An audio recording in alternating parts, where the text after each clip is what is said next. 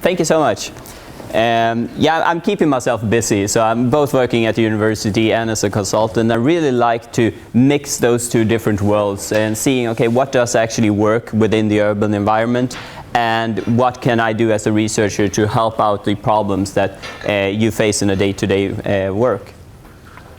I got my PhD a couple of years ago on urban tree inventories, and since I've been working a lot with management issues for municipalities and together with municipalities, and also actually cemeteries, which is a large green stakeholder that we don't talk about that much, but they have a huge amount of trees all around Scandinavia.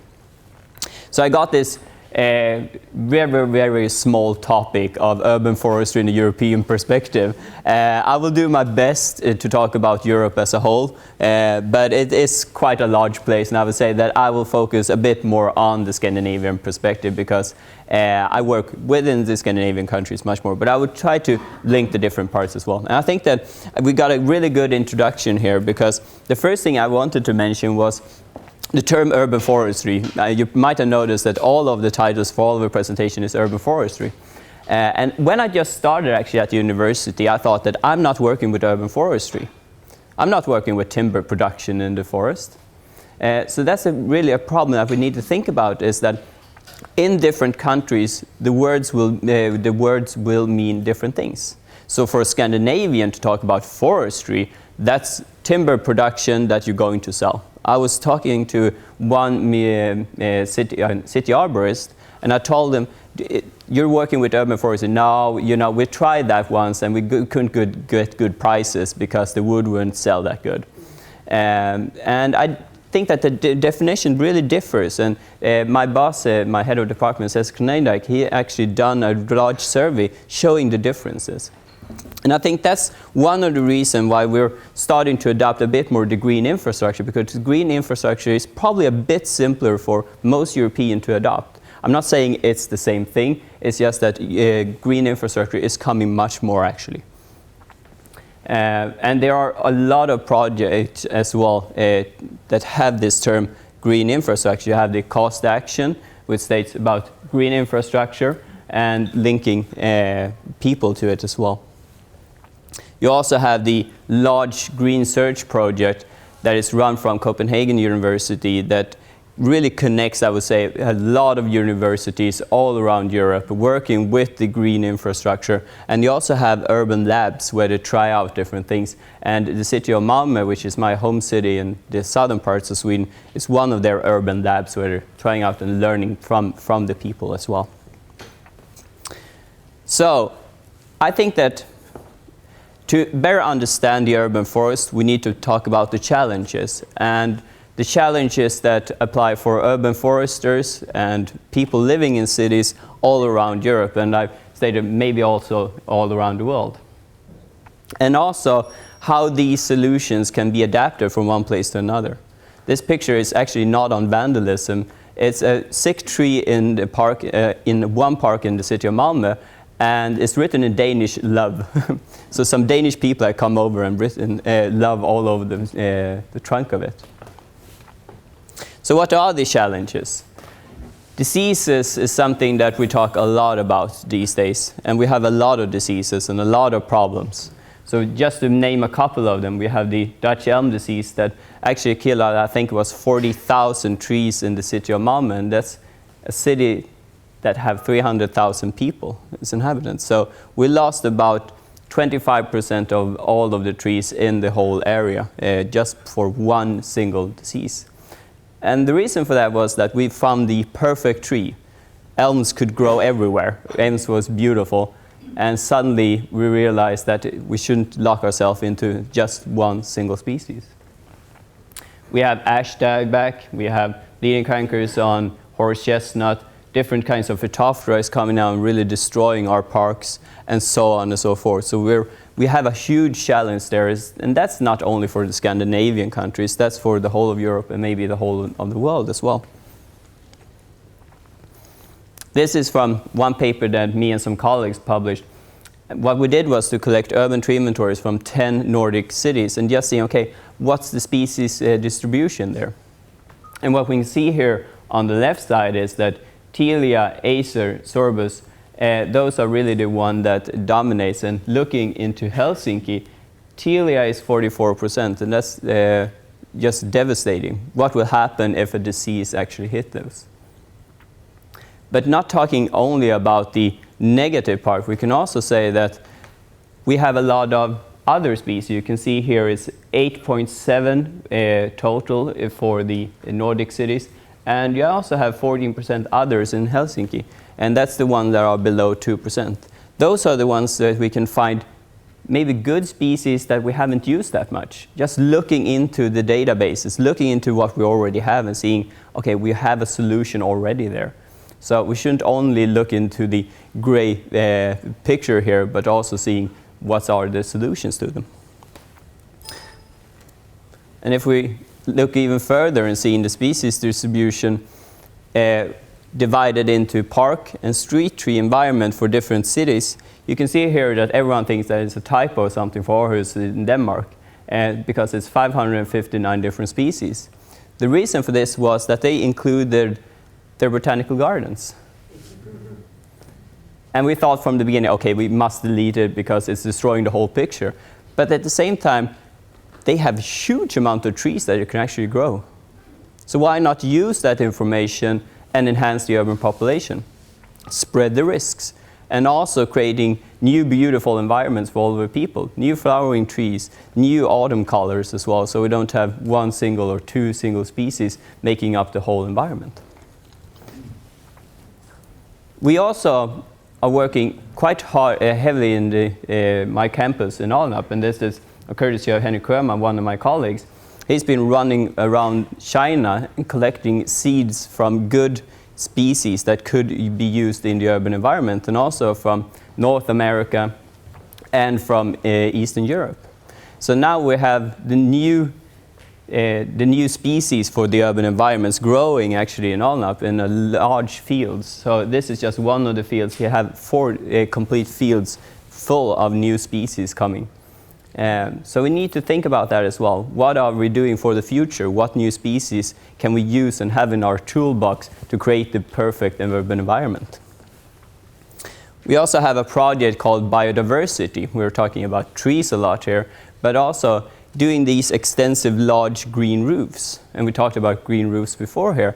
And this is one of the largest ones, at least in the Scandinavian countries. It was a large shopping mall. And to get that building permit, they needed to have a large, extensive green roofs. They weren't allowed to have any commercial spaces except for one cafeteria up on top of it. And people had to be able to access it without going into the shopping mall. So it's actually a large staircase leading up to this large green roofs. This whole area now, just outside Malmö, the new part of the city, is to be more or less carbon neutral. So they have stormwater management system, they have green roofs and solar panels and so on, just to create something that will be sustainable for the future. You also have the problem with temperature, and we talked a bit about temperature before here as well. As the urban environment becomes denser and denser, and we're getting more of the heat island effect, it's going to be warmer. And we also have the climate change that even more increases the warmth. And of course, trees is one of the solutions. You can see here, this is a warm day in the city of Milan, and everyone is just gathering underneath the shade of this tree. You can see directly that here is the protection. And if we look into a European perspective, this is a map from a heat stroke in 2006. And we're going to get more and more of these heat strokes as well. We need to be prepared. We need to be resilient. And trees is one way of helping to do that. And this is actually a matter of saving people's lives in the long run. There were thousands of deaths during this heat stroke. And you might not realize it, but actually in Sweden as well. So this is actually a picture from Antarctica, but this is a general picture that people have of Sweden, I would say.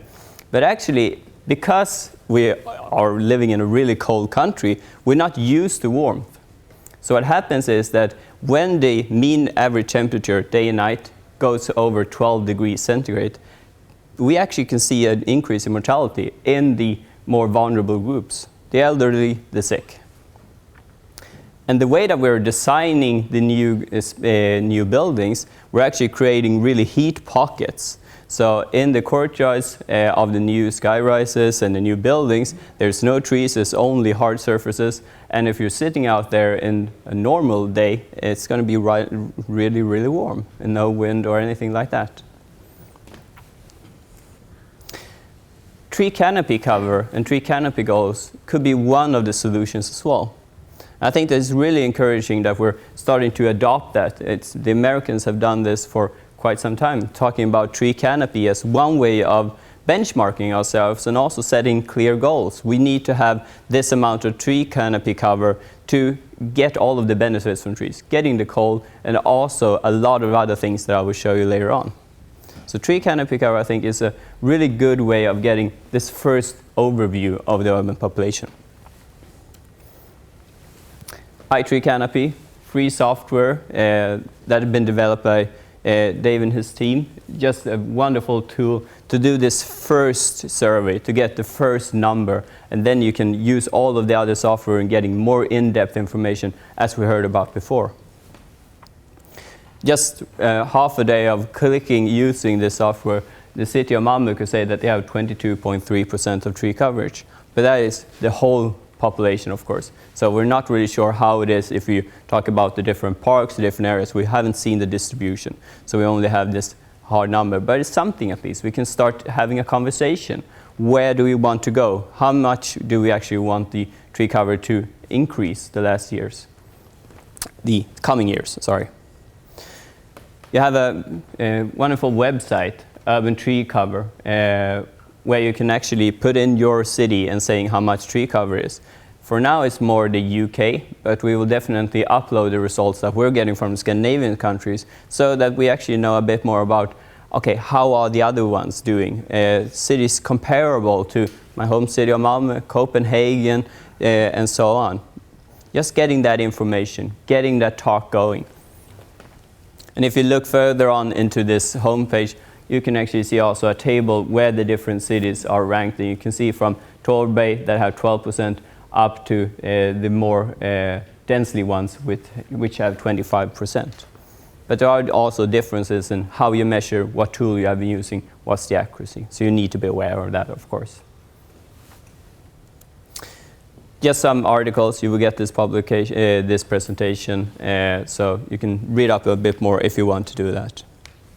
Air quality is also something that we're getting more and more knowledgeable about, and the damaging that it's causing. The decrease in life expectancy because of the air pollutants. And the city of Malmö is a small city, not that large of a population, but still you can see here all of the roads are really showing off. It's popping out here. And it's written in Swedish, but you can probably understand the coloring, of course, where you have the deep purple and the red ones are where there is extreme amounts of pollutions. And this is something that we really need to work to reduce. And it's, again, actually saving people's lives, making people healthier. And one way of doing that is, of course, to plant more trees. You need, of course, to be aware that if we're planting trees really, really close by, we can actually become creating air pockets here where we got a lot of pollutions. But at the same time, we're putting the pollution in one place. It's not going everywhere. So we need to think about, of course, where bicycle paths are and so on. But having more streets like this, it will enhance the air quality. You also have the question of winds and extreme wind events. And what we don't think about, I think, is that wind actually creates more energy inefficient buildings. The more wind we have, the more heating we need to put into the buildings. And that's something we really need to think about in the Scandinavian countries, is that if a lot of wind hits the building, then we need to increase the amount of energy that we use in that building. So by planting trees in the right direction and in the right places, we can actually direct the winds and creating a bit more nicer areas. And I've just borrowed some pictures from a colleague of mine that have been working with a computer program that is called MVMet, it's more or less like a local climate modeling program. And there's a lot of different programs out there, I'm well aware of that. But I just think that this is rather interesting. And this is a new housing area just close by the university. And what you can see here is the structure. Now I don't have a pointer, but you can see how they actually built the structure. And you have this sea here on the left side. You're creating actually wind tunnels. And of course, this could be really good if you're close to the Mediterranean areas where you want a lot of wind to blow through the area. But you don't really like that. In the Scandinavian countries, we like to have a bit more protection. And if you start walking here a windy day, it will probably just blow out to the other side of the whole area.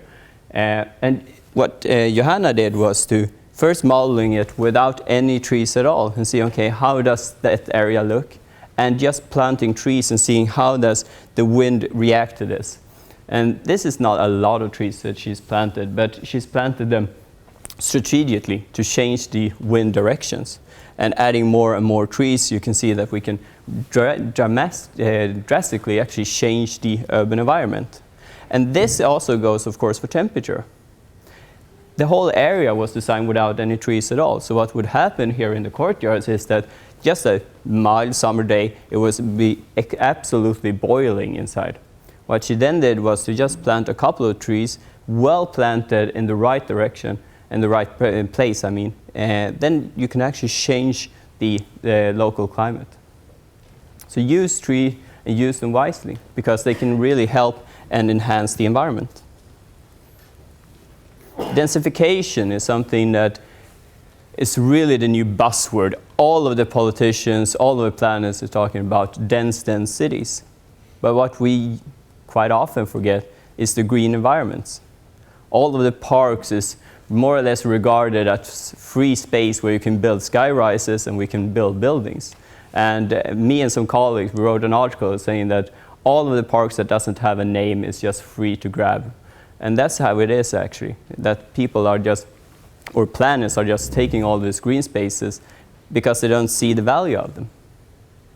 But what we can do, and what have been done in one area, and that was actually in my home city as well, they used a point program saying that you need to have a certain amount of green spaces, otherwise you're not allowed to build in that environment.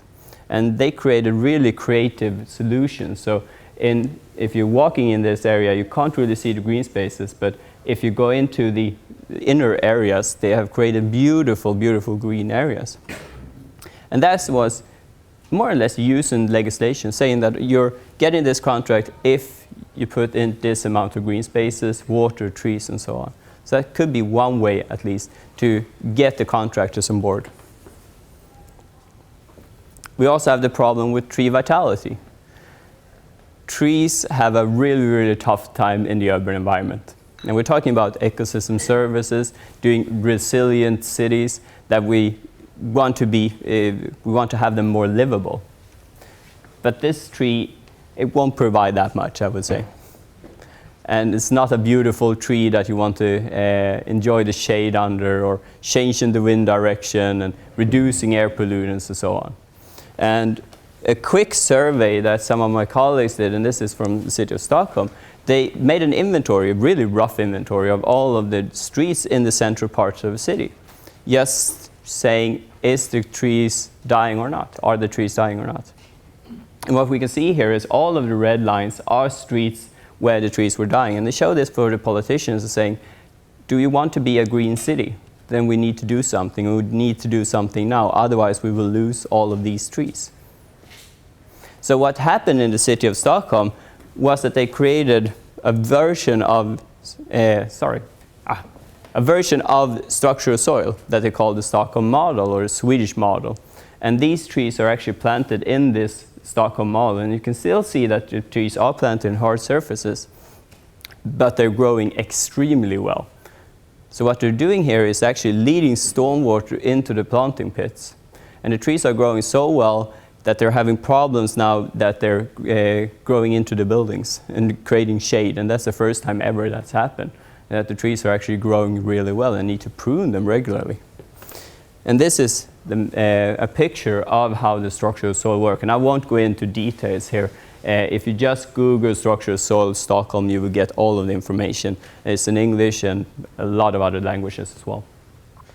But what they do here is that they actually have the structural soil and they are leading in stormwater into the planting pits, thereby reducing the amount of stormwater that needs to be cleaned in the treatment plants. They're reducing the amount of flooding, and they're actually helping the trees to grow. So it's really a win-win-win solution.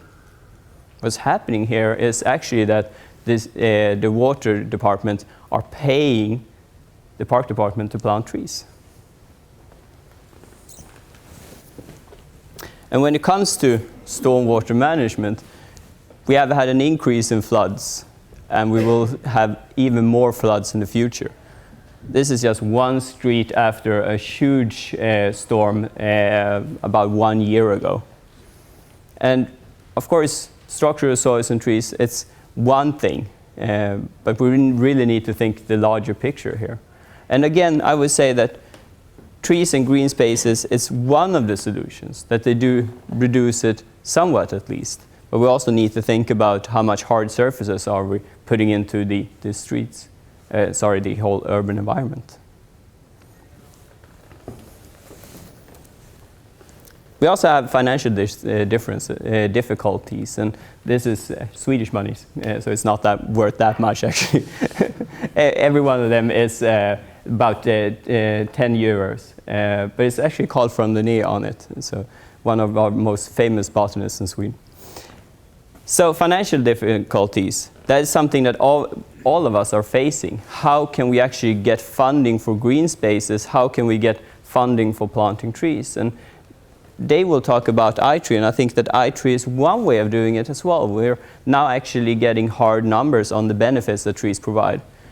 It's not this sort of diffuse, trees are good, trees look nice, everyone likes trees. Now we can actually say, okay, but how much are we actually reducing the costs of heating the buildings, cooling the buildings, property prices, air pollution, and so on, getting hard numbers on that. And that's really something. Then we have something to get to the table as well. We also have large planting campaigns. That is something I can see. So that's quite interesting. We have problems getting funding for green spaces, but at the same time, politicians love to plant trees. So we're getting money to plant a lot of trees, but we're not getting any to actually prune them or take care of them. The city of Gothenburg, they got huge amount of money. They're planting large sizes as well. And I think they're planting around 2,500 to 3,000 trees every year. And the city isn't that big. So it's around 600, 700,000 inhabitants or something. But the problem, of course, will be later on that they need to prune all of these trees, take care of them. But at the same time, I really do love the initiatives. Doing something, we're getting a lot of trees here. We also have conflicts with infrastructure. This is, of course, the best planted trees, I would say, in the whole of Malmö. But this is a very costly problem, and quite a lot of times when you talk to people working with urban infrastructure, they say, oh, trees are only difficult and it causes so much problems. And it is, of course, a large problem, but it is basically, I would say, a planning issue. That we can plan cities where both of them can coexist. The Stockholm solution, for example, you don't need any pipes there because you're leading the stormwater into the planting pits and thereby reducing the cost for the sewage department. You can also link data, and that is something I think that we really need to do in the future. Link different sources of data, and this is just one sort of good example of it. So the yellow line is places where we have root intrusion, where the pipes have actually got roots in them. And then we can see, okay, where are the trees planted? And maybe we can do something in the future to plan a bit better, to maybe separate them, maybe protect the pipes a bit better, and maybe we can get more knowledge about which species to use and not to use. I think this is a huge thing that we can link data sets. And also when we're talking about air pollutions, where do we have the most air pollutions? Where do we have the least canopy cover? Maybe we could direct the plantings to the right places. Not only plant where we think it looks good and maybe where people want tree, but where people actually need trees to enhance the urban environment even more. We also have a lot of inventories. Swedes love to do inventories of everything. We have data on everything, if you only knew. But there are a lot of empty spaces. In this picture, you can see all of the white. That's actually properties that we don't have any knowledge about, more when it comes to trees, of course. So here are all the street trees. There are actually a lot of park trees also inventoried. Malmö actually have an inventory of around 30,000 street trees and around 30,000 park trees, and they're doing regular updates to it. Huge data sets. But still we have these white spaces. And these white spaces actually look like this. This is a cemetery in the central part of the city. It have huge of ecosystem services that it provides. Really makes it possible for people to go into the parks, relax, getting all of the benefits that we get from trees, reducing stormwater and so on and so forth. And this is just another picture of the same area, and here you have a third picture of it as well. So these forgotten spaces have a lot of trees and a lot of value that we need to think about how can we manage them, how can we get them into the urban forest management program and into the green infrastructure. We have also health and well-being. People are getting older, but people are also getting sick. The amount of sick leave, the days that people are on sick leave, are really on an increase even in the Scandinavian countries. And we really need to think about what's the main reason for this. And one of the reasons could be the lack of green spaces. And we can see a lot of publications now coming, proving again and again and again that green spaces are good for both physically and mental health. And this was, I think this is the next one, yeah? This was just published yesterday. And it says that people that live close to green areas in urban environments actually live longer and healthier. So by planting trees, we're actually creating more healthy, more efficient people that are less stressed. And you can see that also in different studies where you examine stress hormones. And if people are, for example, having a job interview, maybe doing a presentation, they're super stressed, and then put them into different areas. And if you put them into an urban environment, the stress hormone doesn't decrease as much as if you put them into a green space. So it's actually a physical evidence to it as well. And if you don't have a tree, you can always bike with one. This is from Copenhagen. I just love this picture. You also have protests. This is from an oak in the city of Stockholm, and you see all of the seniors coming out protecting the tree. Don't cut down the tree. And it was quite a famous tree, actually, a lot of protests as well. And that is quite difficult to handle, especially if you as a city arborist haven't been used to having a communication with them. This was just a surprise for them. They were coming there with the chainsaws, and seniors were like standing there protecting the trees. What shall we actually do here? How can we communicate with them? And we have solutions all around, actually. This is a digital map from a city where they asked people, what do you do in the park? They knew that they needed to do something with the park. It was run down, it had a lot of problems, but they had no idea what people were actually doing there. So they asked people, mark your spot and what you are doing here. And what they could quickly see was that the park was much, much more used than they thought it was from the beginning. And it also made them rethink how they were going to design the park. So now they're designing it after what people are actually doing there and not what they think that people should be doing there. So for example, this is from the very northern part of Scandinavia. They wanted to have more snowboarding. So they've created a park which looks beautiful during the summer, but it's actually designed to be a snowboard park in the winter.